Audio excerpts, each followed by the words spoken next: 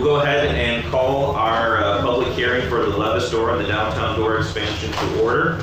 If I can have a roll call, please. Mr. Fuller. Here. Mr. Coleman. Here. Ms. Materney. Here. Mr. McCarthy. Mr. Smith. Here. Mr. Van Hoosen. Here. Mr. Weber. Here. If you please stand for the Pledge of Allegiance.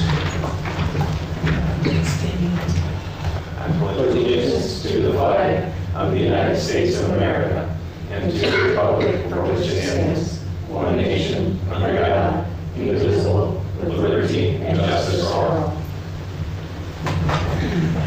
Great. And we don't have necessarily a formal agenda for this specific public hearing, but we'll jump right into the public hearing for the DORA for Levis first. If anybody has, I'm trying to pull everything up here, so I apologize. It's taking me a minute here. So it looks like we'll have the chief come up and maybe talk about this one as I get this pulled up here, so that way I don't have to sit here and wait for me to get this a little. All right. Thank you. Tonight, real quick, we actually have two petitions before you. One for the Levis, or the DORA at Levis Commons, and the other for the downtown DORA. Real quickly on the downtown one, just as kind of an overview, the application that you have before you was prepared by me along with Ms. Cabot and Ms. Sandretto. And then the application for Levis was prepared by Rita Nelson, who is here tonight, who can speak more on that. But as far as the Levis the DORA at Levis Commons is concerned, myself, Ms. Sandretto and Ms. Cabot have all reviewed that application. It does meet the requirements of the Ohio Revised Code, and we're comfortable with it. I'll stand here right now and say, before we get anything, I'm recommending that the council does pass both of these applications and does allow the expansion of the DORA in downtown, as well as the additional DORA out of Levis. But with regards to Levis, I'll let Ms. Nelson speak more on that as she prepared that application. But like I said, we have reviewed it, and it does meet the requirements of the ORC. If I can ask as well, is there any differences from the last proposal on this, or is it pretty much the same? A lot of it is the same, but the map is different. The map is expanded. When we went through this the first time around, there were some concerns with DORA. We did not know what to expect, myself included. And so we started off with a much smaller footprint. When we were looking at the Levis map the first time around, we started off with the larger footprint and then condensed it down. Basically, the map of the Levis DORA goes from 25 back to the ditch behind, at the very back of Levis, at the Nagoya area, over to Roachton Road, and then over to the edge of the drive there where the medical buildings are. So it does cover that entire area. So, with that, I'll let Ms. Nelson speak to more of the Levis. Well, thank you, Chief. I appreciate it. Thank you. Thank Well, you. hello, everyone. Please say your name. Absolutely. My apologies. Rita Nelson, and I'm the general manager for the town center at Levis. And thank you for inviting me, to all the council members.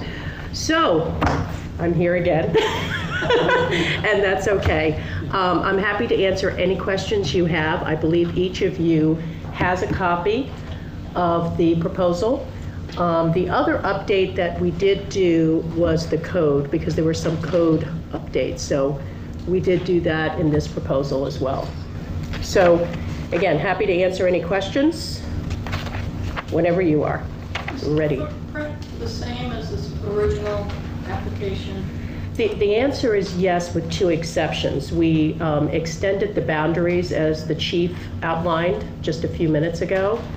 And of course, we updated the proposal to adhere to the new codes, because there were some new laws, and among the four of us, I think we met sometime in January, I believe it was January, and updated what was necessary. So if you were to look on page, give me a minute, I got to put on my glasses because I can't see without them. So if you were to go to page 3 in the proposal, it shows the specific boundaries, and again, comparing it to the first time around, it has been expanded. So So Dixie Highway to Roachton, east of Owens Way, and then north Wilkinson Way. So it is a bigger footprint than it was in the original proposal.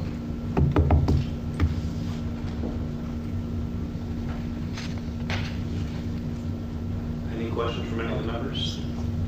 I think we're all pretty familiar with the last. We're very familiar with the last time. Again, I'm here for you to answer any questions, and again, thank you for. Same security measures are in place. Same security, well, there is one update on our security. We are installing all new cameras, and that will be done in mid-June. Again, depending on the supply issue. They may be on a boat somewhere, but we're hoping that we'll get that by mid-June. So, and we're pretty excited about it. Are you okay, Councilman Smith? Drink the water down a little. Okay, all right. Nothing wrong with Okay, because I'll wait. it. No, you're fine. Okay. So, yes, so I'm excited about that. We have all Well, new Rita, cameras. I like to echo what the chief said at the first time around. You know, we just didn't know what we didn't know. It's okay. And, I understand. But it's been proven. Yeah, It's been Yeah. proven to work. And yeah. Yeah, we're excited about it. It's Yeah, gonna work out. yeah, we're excited about it. And then on page 6, it gives you a good, page 6 and 8, what the door cup designs will be looking like. And again, this was done with the chief and Miss Bridget and Miss Kate. Oh, okay. So, Those are both plastic. yeah, Okay. yeah, it's all plastic, yep. Look almost like glass. It does, doesn't it? Yeah, yeah, it's really Yeah, I quite like that nice. wine glass. Yeah, so this was approved. Is that your new logo? Is it a cardinal? Or? Nope, that's our logo. It's been our logo since we opened in 2004. So, and then on page 10, we have the participating merchants with the understanding that we're going to be opening up 3 new restaurants this year. One of which will be Agave and Rye, and they'll be where Max and Irma's once was, and they'll be opening on December 1st of this year. And then at the Harmon property, we've got Claude's Seafood and Hangover Easy. Claude's is supposed to be opening, I believe they said mid-June? We'll see. We'll see. Huh? You better hurry. Better hurry? It doesn't, I know. Well, that's what Steve Harmon mentioned to me as a matter of fact today. So we've got 3 new restaurants this year, and then the town center, Hill Partners, we're probably going to be looking at 2 more next year. So They all sell Yeah. alcohol, all of, place? yes, yep, full service sit-down restaurants. Mhm. So things are going really well. Very well, actually, and we've got 9 new leases signed. I know, it's just a little busy, but that's good. It keeps me out of trouble, so it's all good. All good. So, anything else that I can assist with? And as you said, Councilman Weber, this is really a repeat of 2019 with just minor adjustments. I think this looks great, and I know we still have a few more public hearings we have to have on these, and. Whatever it takes. No, see, Yeah. we'll have one more, is that just a council meeting? It's the council meeting, so Is there anything else that, oh, I'm sorry. Noon to 11, Monday through Sunday? Hours. That's correct. 7 days a week. but you're asking why it doesn't say Sunday through Saturday? No, why is it different from downtown? I'll let you answer that. The hours that, the restaurants at Levis are open longer, typically Okay. people out there longer, so that's why Okay. the recommendation is for longer hours out there. Yeah, that's a good point. You know, Bar Louie being one of them, and then one of the other restaurants that will be opening in 2023 will also have those hours. So circling back to the change in map, I think one section, if I see this correctly, is the Bob Evans restaurant. That is That's correct, one Councilman. addition, if you will, and then where would the other piece be? I'm just curious. Yeah, no problem. So it'll go as far out Michael Owens Way, if you can visualize that. Maybe I should have had another. So Bob Evans, Councilman Van Huzen, so you've got Bob Evans all the way out to where the Hilton and Nagoya, and then going out to where Mosaic is. Actually, That's not accurate. Yeah, Mosaic and then Holiday Inn Express, and then coming back on Chapel. Can you see that? That's, Thank you. did I answer your, okay. Who's Flying Joe and those? Flying Joe as well, yep, so you've got, that's all encompassing on Chapel. So it goes as far out as Holiday Inn Express. Great. Yep, because they do serve liquor as well. I think there's any more questions at this point, unless there's any questions from the audience. Hearing none of that, thank you very much for coming out. You are quite welcome, and thank you for inviting me, and each of you have a wonderful evening. Thank you, Rita. Thank you. All right, so next item on the agenda is the expansion of the downtown Dora. So Chief, if you don't mind giving us a little update on that. Yes. So we've had the downtown Dora up and running for a time now, and as I mentioned earlier, I had some concerns with how big it would be and that, and what we've seen, our main issue has been is people taking their drinks past the boundaries. So the way I look at that is we have basically two options. We can enforce it, till we're blue in the face, or we can expand it to where it makes sense. So what we're recommending is an expansion of the current Dora. What it would encompass, it would go between Walnut and Elm Street. It would then go between 5th Street and Front Street, and then there would also be a portion of Hood Park and the extension of Louisiana down to the river that would be included in that.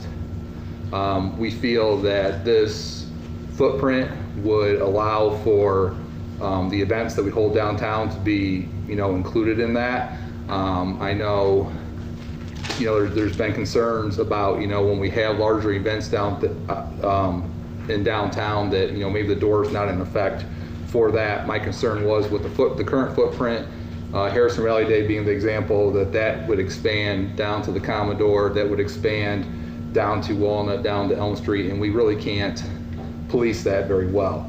With this new footprint, this would cover the events such as the Great Race that's going to be coming through in June. If there is a Harrison Rally Day type event, it would cover that, so the door could stay up and running during those events, and which I think would be a big plus for that.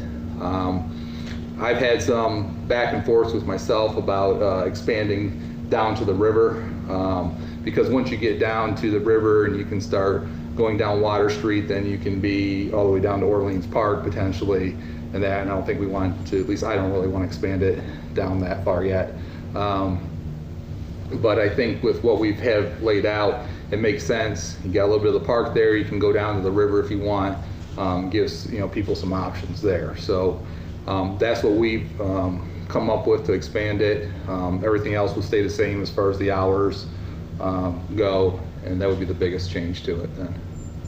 It'd be a long walk to Orleans Park to sip a beer. I probably had to finish before I got there, but. I can think of at least one person who might want to do that, but.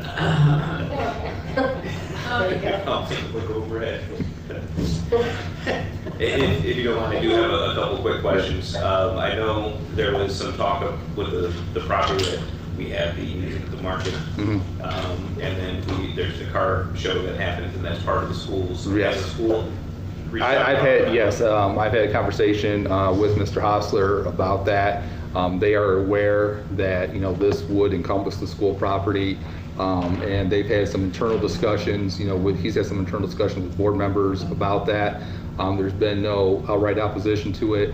They're having conversations with their insurance carrier just to make sure there's nothing else they would need to do that. I've also reached out to the owner of 5th Street Pub. He's excited that it would expand down there to include them as well. I had a conversation with Rick Ruffner. He would have no issues with it. At the car show, he'd like to see it expand down there as well. So I think the people that are contained within it has been very positive response. and no issues with the library as well. Yes, I've already reached out. They're all good with it. Okay. Yeah. And also for the outdoor of it, And I know Ms. Sandretto's had conversations with the owners of Perry's Landing and no issues there. They were supportive. Good.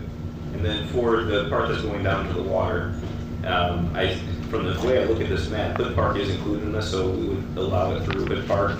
Yes, and so the code currently allows for the Director of Public Safety to make an exemption for the park, so that's already within the code, so that exemption could be made. And if we end up having issues with it, then I guess we'll have to come back and address that, but there is a trigger in place to take care of that. And then I noticed from where the map is, it's just before you get to the boat club. Should we move that over to the boat club for the people who are visiting, or is there any thoughts or any replies that the boat club has made any requests on this? I guess my thought on it is the boat club is a private club, so they can bring their own beverages onto their property, drink them on their property, but obviously they can't take them off the property. They can't be they can't be a door permit holder because they're not a permit holder in that fact. So as I mentioned before, I kind of like rectangles and squares, and so just the topography of the land there and how it goes down, where we've kind of drawn the boundaries, it gives us some natural areas to place signs, so we're not having people wandering, down Water Street to Riverside Park or farther. Because the reason, and it's not about being able to serve the alcohol there, but Right. someone that's visiting the boat club from another place, say here in Ohio, people travel around and go boat club to boat club in the summer, that they can go up, grab a bite to eat, and take a drink and come back down to their boat. Is that something that's is this attached to the property where they can walk onto that, or is that a whole other issue? No, there would be at least one parcel that would be in between where the current boundaries are marked out on the map and where the boat club property would begin. I wonder if that's something we should, I know that you're trying to keep it a rectangle, but if it's a way to give them access where people are visiting the area, I'm assuming that they can, I'm assuming here, and I don't want to assume, so I'm going to ask the question. With the public docks there, I see it coming right up to the water. If someone's visiting on those public docks, can they take that drink Yes, they onto would. the dock, onto the boat? So, and just trying to understand, so the map may or may not indicate what I hear you saying. So when we're in Hood Park, that does not include the sidewalk along the side of the street. Just based on this map, it looks like you could go down the hill from the statue, not the statue, but the World War I. So I'm just wondering, does it include the sidewalk? Yeah, so if you look at page 19, the Exhibit D, where the red dots are on that map, where the signage would be for the boundaries. So along Front Street there, it would basically line up with the edge of the buildings on the east side, and it would go down a little ways on the west side. So it would include the crosswalks, get across part of the sidewalk there, and then straight down to the river. So they'd be able to be on that sidewalk for a little ways on that side. So the sidewalk on the west side is acceptable, but the sidewalk on the east side is not? I guess the sidewalk on the Front Street sidewalk itself, the south side of Front Street is acceptable, but the north side would not be. The same would be on Fifth Street. The south side, it would go to the south side of Fifth, and then with Walnut and Elm, it would go to the west side of Walnut and the east side of Elm Street. So when one gets to Water Street, or what used to be Water Street, there's a red dot. So there'd be signs there to not So proceed. there will be a pathway, because that narrows right there, at Water Street to the boat launch. Right. So on that, if you have a color version of that map, basically the yellow highlighted area is all included in the DORA. Yes. Okay. Yeah, so basically going west on Water Street, the way it's laid out here would not be permitted. From the straight line that's coming down from the park. Okay. Correct. Gotcha. Understood. Thank you. Any Any other questions from any members? Just a few. So last time we stopped at the railroad tracks because of safety concerns, is it kind of just been the experience with dealing with DORA at this point that's kind of alleviated that? Yeah, and like I said, I had some concerns, and as I've seen this progress over the last, year or so it's been operational, some of my concerns have been alleviated. Okay, and then can you, because I kind of did ask you about Harrison Rally Days Yeah. a while ago, and can you just kind of familiarize us again with that process when we have these special events, what the process is for modifying those hours if it's necessary? Right, so the way the ordinance was passed the last time, that allows the chief of police or the director of public safety to temporarily suspend the DORA for various things. And like I said, with Harrison Rally Day, it was my concern because it encompassed an area that was much larger than what the DORA, was encompassed at that time. With this larger area, I wouldn't anticipate that happening. That this area would cover that. But it's also there for other things. Let's say you get a group, a divisive group that wants to come in and have a rally, and you have people on the other side of it that want to come in and counter protest that. If they have that rally in downtown Perrysburg, I really don't want to add alcohol to fuel that. So that'd be, an emergency example where, that would come in, as a benefit. Perfect. I like that you're open-minded to the expansion. I appreciate you, putting the time in and making a new map, because I think it's going to be helpful for everybody to enjoy it even more. So,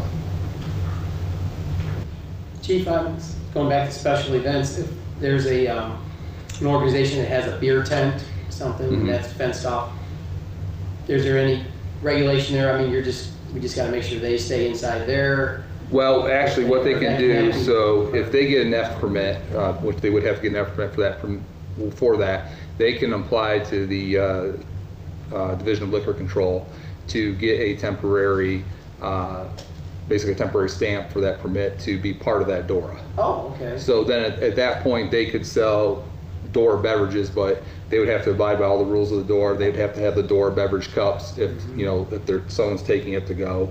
But they could be part of that. If they don't apply for that, then they could still be within it, but they cannot take, alcohol cannot go out of that tent.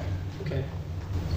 okay. One real quick question I forgot to ask you. Have you noticed any increase in shift coverage that you need because of DORA as a direct relation to that? I know that was one of our concerns initially, is providing security. No, where we've in this farmers market, I always have an extra officer just on foot in the downtown area, basically more as community relations. But last year, when you had music at the market, so you had your food trucks by the library, it's natural progression. You got your beer, it's like I want some food, you go to the food truck, you hear the music, you go down to there. So this would alleviate that, but that's where we were having some issues as far as people getting out. And there may have been some people that are just intentionally doing it, but I think the majority of them were people that weren't paying attention. They're focused on the food and then the music. So, but I guess my real question, would come down to: is this costing taxpayers more money to help provide security for the DORA? No, where our overtime expenses come in is when we have the special events. So I wouldn't say it's the DORA that is costing the overtime, it's the special events. But majority of the special events, that cost is passed on to the event organizers who pay for the extra officers to be in the area. Thank you. And along those same lines, I understand that our sanitation department's not working any harder either because of DORA. Is that correct, Bridget? Would you say For that? the most part, no, but there have been times on certain events, special events, where we have kept them in longer, like on a weekend. Right, special events, no? Okay. And to that, I guess, the public restrooms, are they going to be open the same hours as the DORA? That is a good question. They've been vandalized again downtown, so we're looking into what to do about that. Okay, because I have a feeling with this expansion and people being allowed to use those restrooms, it would be handy if we could have those open, if it's safe, obviously. Follow-up question, you made me think of it when you talk about food trucks, that phenomenon. Beer trucks, are those permittable? And then would it include that DORA add on or not? I mean, I do don't, that. I don't think they would be permissible under this. The beer trucks would be, part, they would have to have it after permit, so they would be part of, that tent or fenced-in area where they'd be serving. It would not be treated the same as a food truck, per se. Correct. Any other questions? You guys want to add a civil building? I was actually half tempted on that one. I was gonna ask that myself, so. Gotta make that rectangle bigger. Is that- Then we'd have to change the personnel handbook to allow alcohol. Good to get through the security check one with those. Any other concerns? Any thoughts, questions from the public regarding the expansion of DORA in downtown? Seeing none at this point, I thank you, Chief. I appreciate it. If there's nothing else for the good of these two items, I'll take a motion to adjourn. So move. Any seconds? Any opposed? All right, we're adjourned.